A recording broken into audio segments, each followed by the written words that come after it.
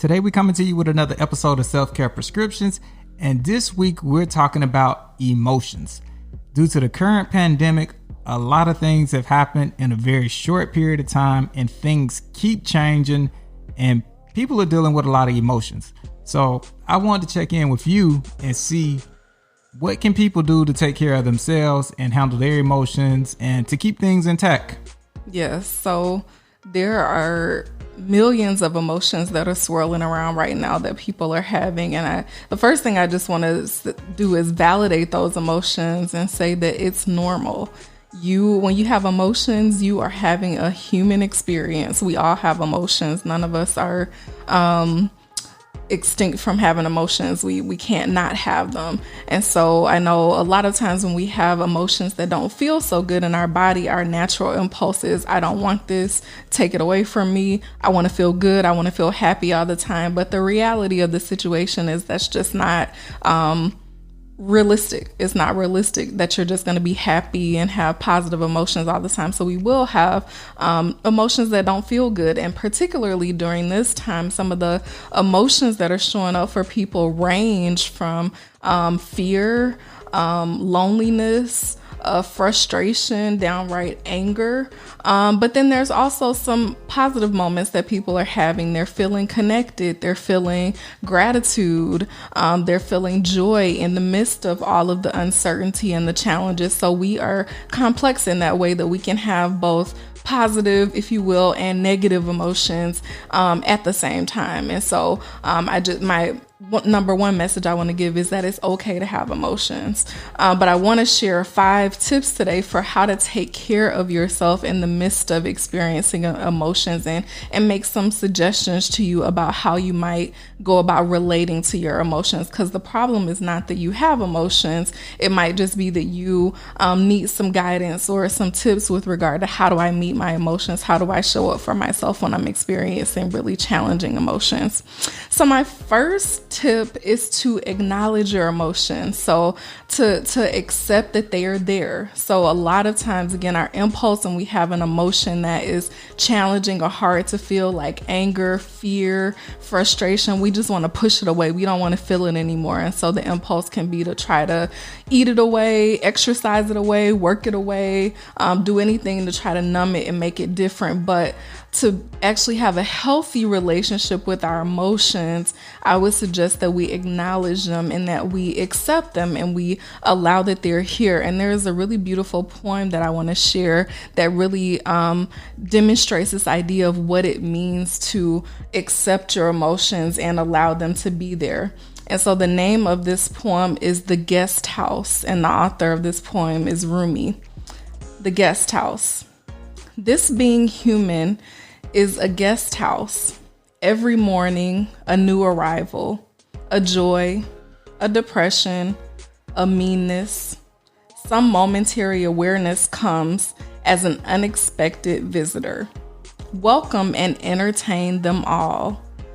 Even if they are a crowd of sorrows who violently sweep your house empty of its furniture, still treat each guest honorably.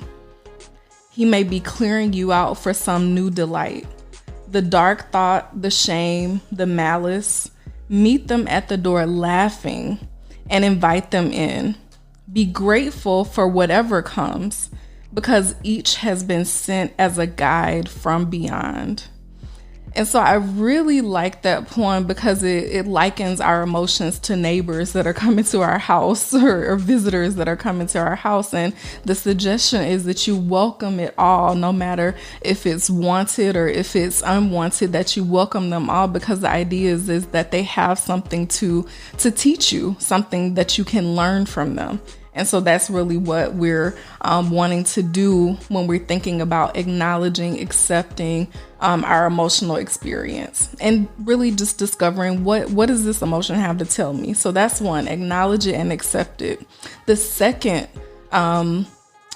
tip that I have for you is know the difference between a thought and an emotion. So sometimes when we have emotions, we have a negative experience around our emotions because we are judging our emotion, or we're having a thought about our emotion. So A thought is something that you think in your head.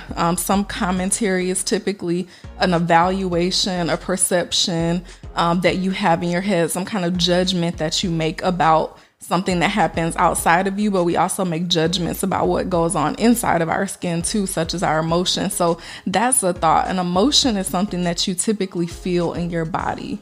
And so you can typically kind of identify where you feel it at. Like if I'm feeling joyful, I might feel my heart be a little warmer. If I'm feeling nervous, I might feel butterflies in my stomach. But those are emotions. And so sometimes we have a tough time with our emotions because we are judging our own emotional experience and telling ourselves that we shouldn't be feeling that way. And that can be further from the truth. All of our emotions come from some source. They come from somewhere, and they have a reason why they're there.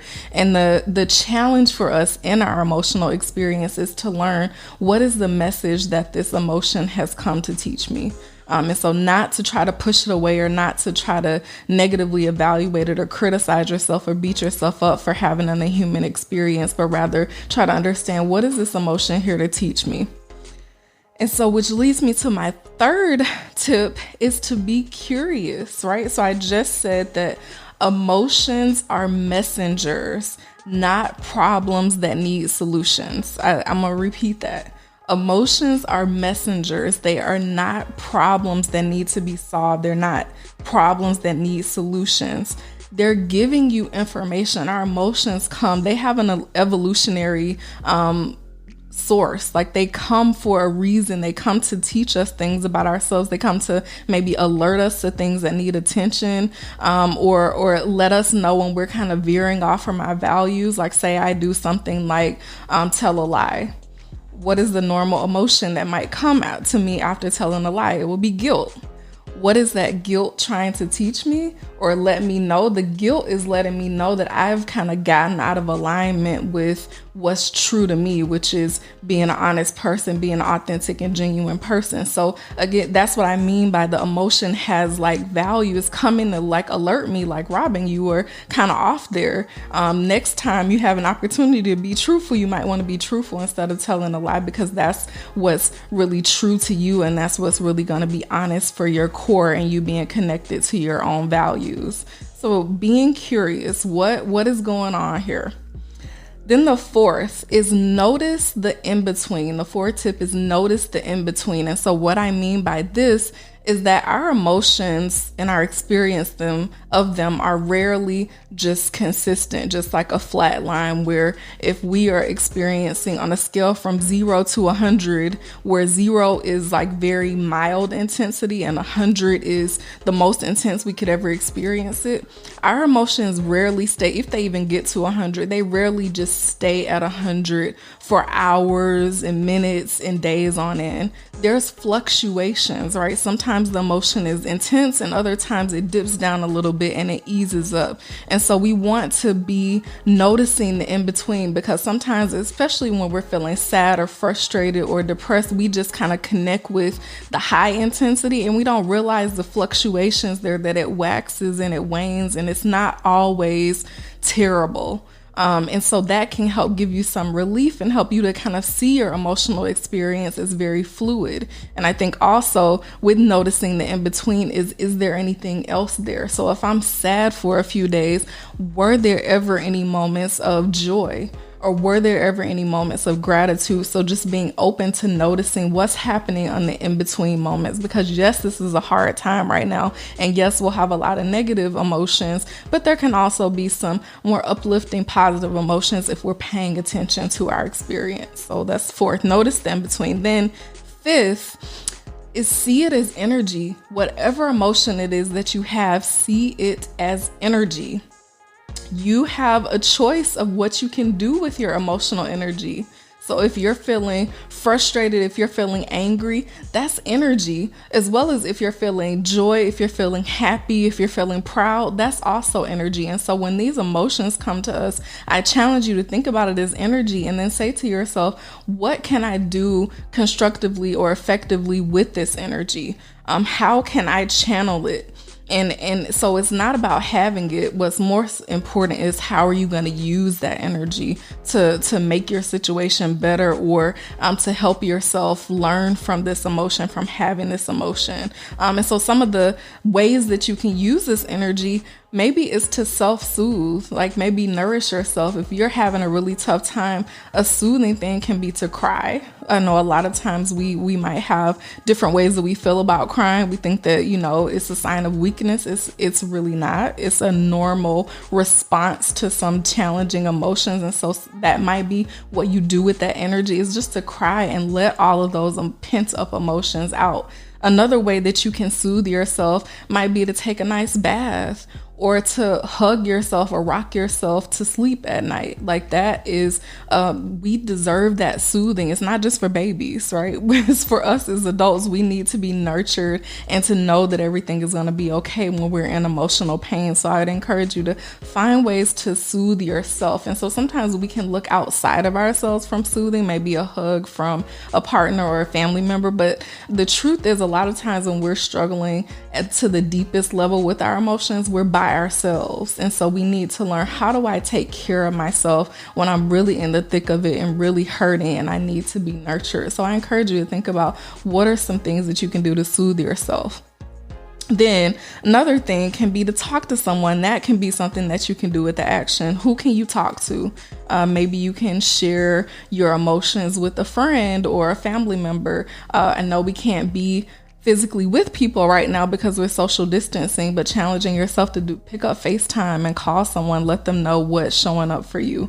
And then another way to use that energy is to engage in some kind of skill. Like, what kind of skill can you use to help yourself manage this emotion? So maybe it's journaling to help just get your emotions out, or maybe it's doing some kind of breathing, meditation, or yoga to transform that energy into something that can be healing for you. So again, think about it as energy. How can I transform the energy? So I'll do a brief recap of my 5 tips for taking care of yourself when you have challenging emotions. So the first one, again, is acknowledge and allow them to be there. The second is knowing the difference between a thought and an emotion. Third is to get curious. Fourth, notice the in-between. And then fifth is see your emotions as energy and think about, how can I channel this energy in a healthy and positive way for me? All right, so I hope that these tips have been helpful and useful to you, because again, if you're having an emotions, welcome, you're having a human experience. And so we want to make sure that you're doing things to take care of yourself in the midst of those emotions. We appreciate you for the tips today. Very helpful. And I took notes as I was listening. And the thing that stood out to me was you have the choice to make the energy positive or negative. So that's on you. Accept it. Hey, you got these emotions. What you going to do with it? Are you going to make it positive or negative? And your other statement you made was extremely powerful. Emotions are messengers. They aren't the problem to the solution. You know what I mean? So I took that. I'm going to apply these 2 things moving forward. When I get emotional, have emotions going through me. And we appreciate you for the tips, Doc, and we look forward to next time. All right. Take care. Stay healthy. Thank you for taking better care of you and for listening to another episode of Self-Care Prescriptions. Stay connected and tuned up with Dr. Robin Gobin. Visit robingobin.com or follow us on all platforms at Dr. Robin Gobin. Stay healthy and stay balanced with Self-Care Prescriptions.